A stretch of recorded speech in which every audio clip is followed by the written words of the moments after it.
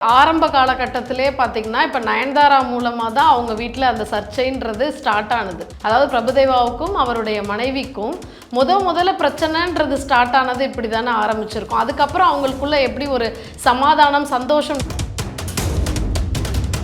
அவங்களுடைய சுயநலத்துக்காக தான் அவருடைய வாழ்க்கையை அபகரிச்சிருக்காங்க. அவர் என்னதான் ஒரு ஆண் விரும்பினாலும் இவங்க சுயநலமாக தனக்கு அவர் தான் வேணும், அவர் ஒரு குடும்பமாக இருந்தான்னா, அவருக்கு குழந்தைகள் இருந்தான்னா, ஏதாவது ஒரு விஷயத்தை காமிச்சோ அவரை மயக்கியோ இல்லை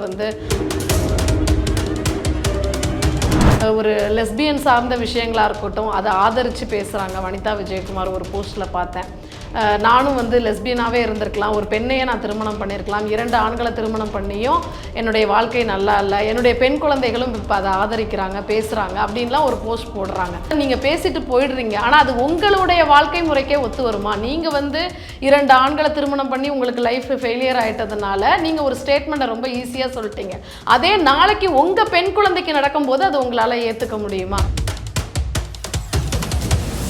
அந்த ஒரு பாடல் பிரபுதேவா சாங் ஒன்று இப்போ ரீசெண்டாக வந்திருக்கு, போலீஸ்காரனை கட்டிக்கிட்டா லத்தியால் அடிப்பான் அப்படின்னு ஒரு சாங்கு, டாக்டரை கல்யாணம் பண்ணிக்கிட்டா ஊசி போடுவான் அப்படின்னு சாங்கு. இதில் ஒருமையிலேயே நிறையா பேசியிருக்கீங்க. ஆனால் இது மாதிரி பாடல் எழுதும் போது கடைசியாக அதில் ஒரு வரி அந்த பாடலாசிரியர் என்ன முடிச்சிருக்காரு அப்படின்னா, வேலை வெட்டி இல்லாதவன் தான் என்ன நல்லா வேலை செய்வான் அப்படின்னு சொல்லி முடிச்சிருக்காரு. ஆனால் இதை இளம் சமுதாயம் எப்படி எடுத்துக்கிட்டேன்னு உங்களுக்கு தெரியுமா? இன்னைக்கு +2 படிக்கிற காலேஜ் படிக்கிற பெண்கள், இளம் பெண்கள் லவ் மேட்டரில் மாட்டிக்கிட்டு பேரண்ட்ஸ் அழைச்சிட்டு வரும்பொழுது, இது மாதிரி லவ்வில் மாட்டிக்கிட்டா நான் என்ன பண்ணுறதுன்னு தெரியலன்னு அந்த அப்பா கதறாரு. என்ன சார் ஆச்சு, பேசி பார்ப்போம் அப்படின்னு பார்த்தா கஞ்சா சாப்பிட்றவன், குடிபோதைக்கு அடிமையானவன், சும்மா ஊர் சுற்றிக்கிட்டு குப்பை பொறுக்கிட்டு இருக்கவன், இதே மாதிரி பையனை தான் செலக்ட் பண்ணுறாங்க. கேட்டால் அவன் ஃப்ரீயாக இருக்கான், வேலைக்கு போகலைன்னா தான் என்னை ஸோ முதல் மனைவி சம்மதிச்சாதான் 2வது திருமணமே அந்த ஆண் பண்ண முடியுது. கடைசியில் என்ன ஆகுறாங்க, பெண்கள் திருமணமான ஆண்களை காதலித்து திருமணம் செய்ய முடியும்லாம் அவங்களோட வாழ்ந்துட்டு.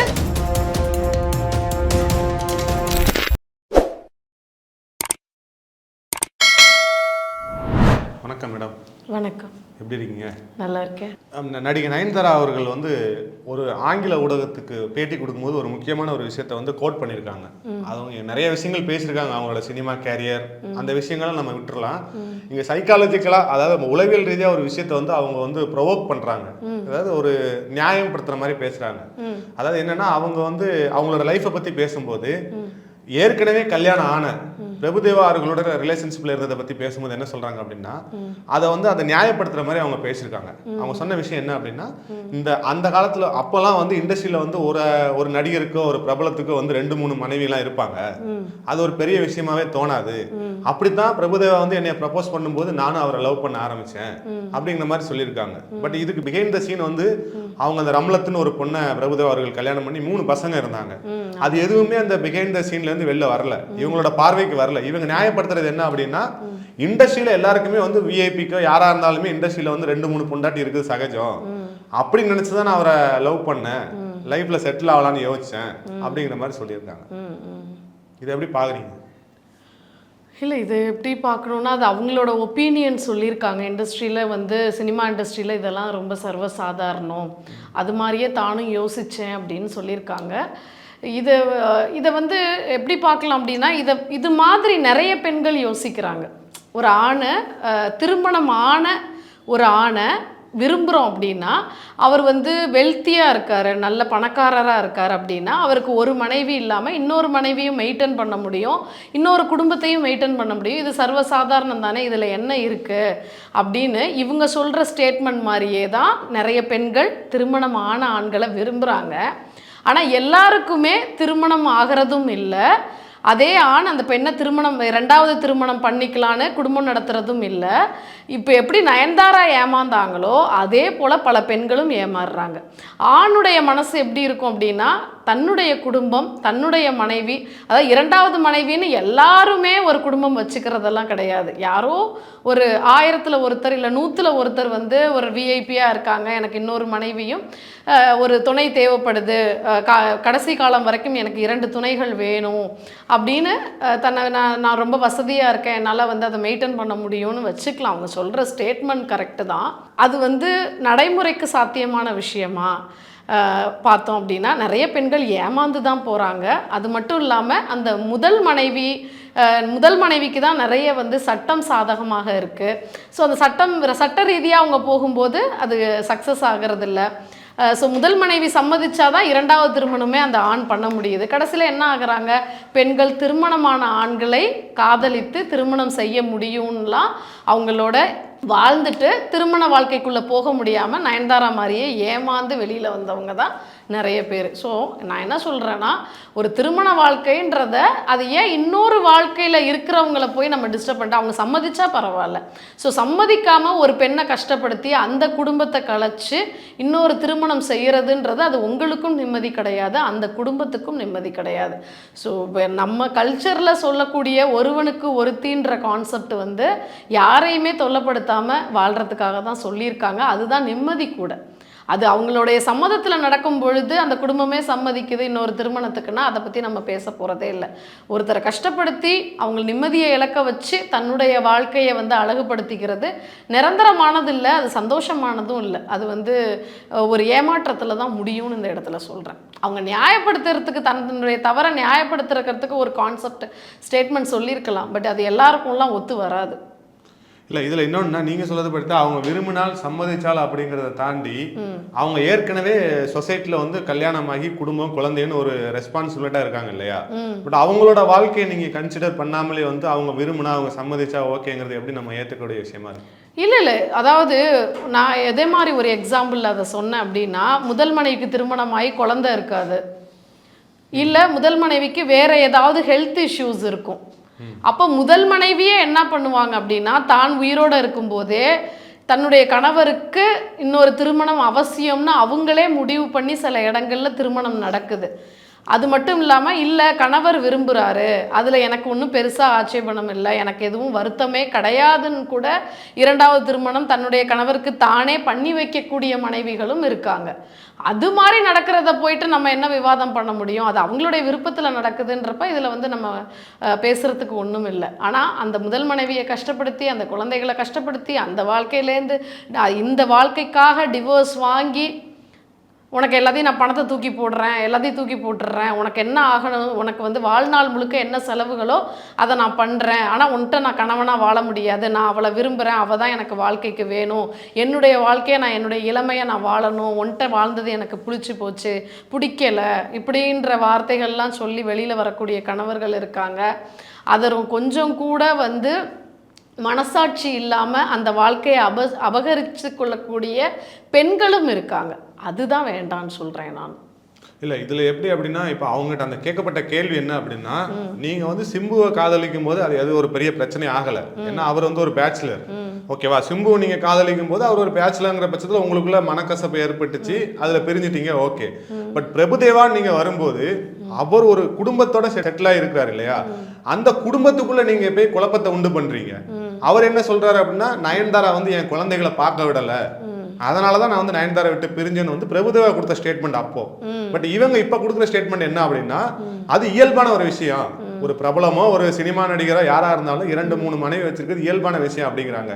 பட் இதில் உண்மையான அவங்க சொல்லியிருக்க வேண்டிய விஷயம் என்ன அப்படின்னா, ஆமாம் அன்னைக்கு எனக்கு ஒரு ஆறுதல் தேவைப்பட்டது, அந்த ஆறுதல் பிரபுதேவா இருந்தார், அவர் கல்யாணம் ஆயிருக்கு, அவரோட மனைவிக்கு நாம துரோகம் பண்றோம், அந்த விஷயங்களை வந்து என்னால் ஏற்றுக்க முடியல, ஆனால் நான் இதுக்கு இப்போ நான் மன்னிப்பு கேட்டுக்கிட்டேன் அப்படின்னு சொன்னா ஓகே.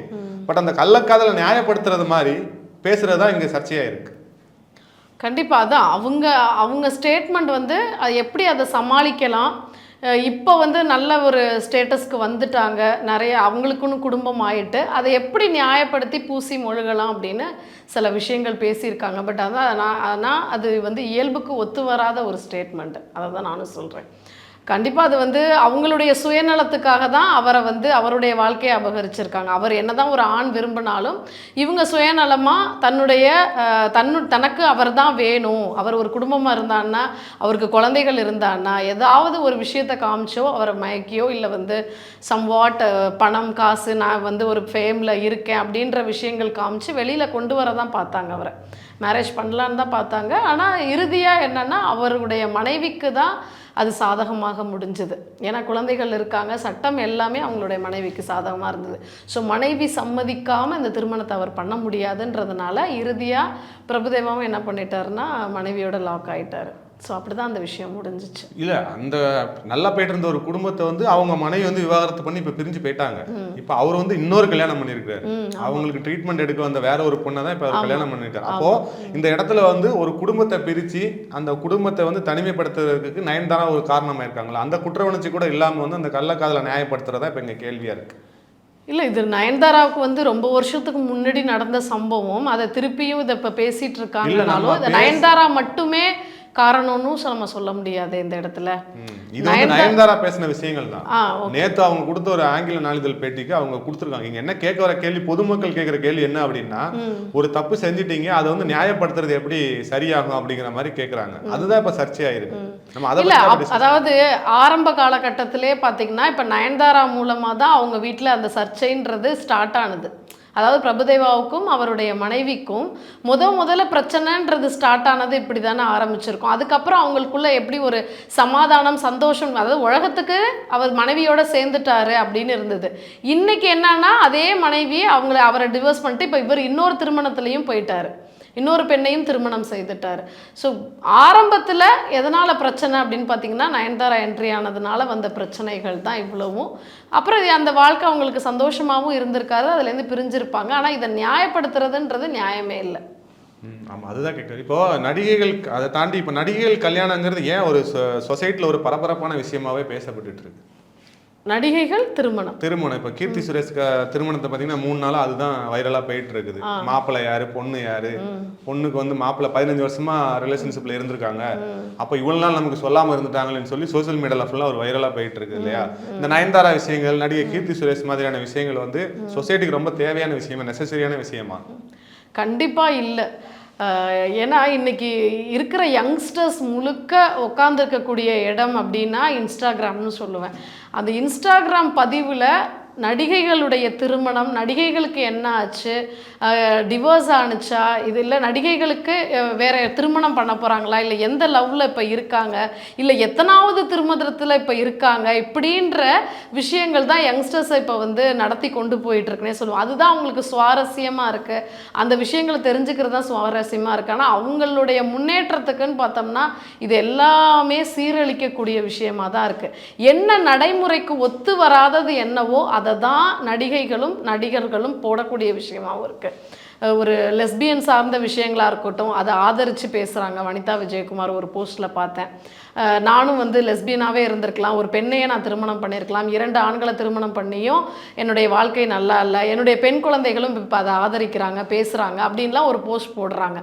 அதை பார்க்கக்கூடிய ஒரு யங்ஸ்டர் என்ன யோசிப்பாங்க, ஒரு பெண், ஒரு 20 வயசு பெண் என்ன யோசிக்கிறா அப்படின்னா, நான் நிறைய சோஷியல் மீடியாவில் இது மாதிரியான விஷயங்கள் பார்த்தேன், எனக்குமே அது மாதிரி தோண ஆரம்பிச்சது. இப்போ நான் ஒரு பெண் மீது காதலில் இருக்கேன், அந்த காதல்லேருந்து என்னால் வெளியில் வர முடியல, இது நார்மல் இல்லை அப்படின்றதும் தெரியுது, அதுலேருந்து நான் வெளியில் வரணும்னு நினைக்கிறேன். ஆனால் நீ எங்கேம்மா கற்றுக்கிட்ட, இந்த விஷயம்லாம் எங்கே தெரிஞ்சுக்கிட்ட அப்படின்னா இன்ஸ்டாகிராமில் பார்த்து தான் கற்றுக்கிட்டேன், நிறைய ஜோடிகள் அது மாதிரிலாம் இருக்காங்களே, அது மாதிரிலாம் மாறிட்டாங்களே அப்படின்றாங்க. இதே வனிதா விஜயகுமார் அந்த ஸ்டேட்மெண்ட் போடுறாங்க, தன்னுடைய பெண் நாளைக்கு ஒரு பெண்ணை விரும்புகிறேன் அப்படின்னு சொல்லிட்டு வந்து நின்னா இதே மாதிரி ஸ்டேட்டஸ் போட்டு இருக்கக்கூடிய அத்தனை மீடியாக்கள், பெரிய பெரிய மீடியாக்களில் அந்த திருமணத்தை நடத்துகிற காட்சிகள் எல்லாம் காமிச்சு திருமணம் பண்ணி வைப்பாங்களா? அதாவது உலகத்தில் உள்ள பேரண்ட்ஸுக்கு என்ன மனநிலைமையோ அதே மனநிலைமை தான் அது நீங்கள் ஒரு பெரிய செலிப்ரிட்டியாக இருந்தாலும் இருக்கணும்னு சொல்கிறேன். இன்றைக்கி பேரண்ட்டுடைய மனநிலைமை என்னன்னா, தன்னுடைய பெண்ணோ தன்னுடைய ஆண் குழந்தையோ, நான் ஒரு ஆணை லவ் பண்ணுறேன் அப்படின்னு ஒரு பெண்ணும், ஒரு பெண்ணை லவ் பண்ணுறேன்னு ஒரு ஆணும் சொன்னால் பரவாயில்லன்னு நினைக்கக்கூடிய பெற்றோர்கள் நிலைமை. ஏன்னா எப்படி வந்து ஒரு பெண்ணை லவ் பண்ணுறேன்னு சொல்லிடுவாளோ தன்னுடைய பெண் குழந்தை, தன்னுடைய ஒரு ஆண் குழந்தை வந்து தன்னுடைய ஒரு கிளாஸ்மேட் ஒரு ஆணையே விரும்புகிறேன்னு சொல்லிடுவானோ அப்படின்ற பயம் வந்திருக்கு. அந்த அளவுக்கு இன்றைக்கி சோஷியல் மீடியாவில் இருக்கக்கூடிய விஷயங்கள் மனசில் போய் அவங்களுக்கு பதியுது, அதை செயல்படுத்துகிறாங்க. அப்போது பிரபலங்கள் நீங்கள் நல்ல விஷயங்களையே இங்கே வந்து சொல்ல வரலைனாலும் இந்த சமுதாயத்துக்கு பரவாயில்ல, செலிப்ரிட்டின்றதுக்காக எந்த விஷயத்தை வேணாலும் பேசலாம், கிரிஞ்சாக ஏதாவது புதுமையான விஷயங்களை பேசினா தான் அது பெருசாக பேசப்படும் அப்படின்றத நீங்கள் பேசிட்டு போயிடுறீங்க. ஆனால் அது உங்களுடைய வாழ்க்கை முறைக்கே ஒத்து வருமா? நீங்கள் வந்து 2 ஆண்களை திருமணம் பண்ணி உங்களுக்கு லைஃப் ஃபெயிலியர் ஆகிட்டதுனால நீங்கள் ஒரு ஸ்டேட்மெண்ட்டை ரொம்ப ஈஸியாக சொல்லிட்டீங்க. அதே நாளைக்கு உங்கள் பெண் குழந்தைக்கு நடக்கும்போது அது உங்களால் ஏற்றுக்க முடியுமா? அப்போது இருக்கக்கூடிய அனைத்து பெற்றோர்களுடைய மனநிலைமையும் இன்றைக்கி அப்படி தான் இருக்குது.